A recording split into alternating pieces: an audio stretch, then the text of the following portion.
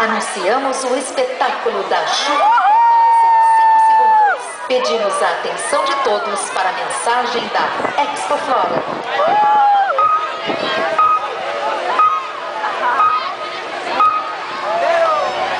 Senhoras, senhores, jovens, crianças. Neste momento daremos início a mais uma atração da Expoflora, a chuva de pétalas.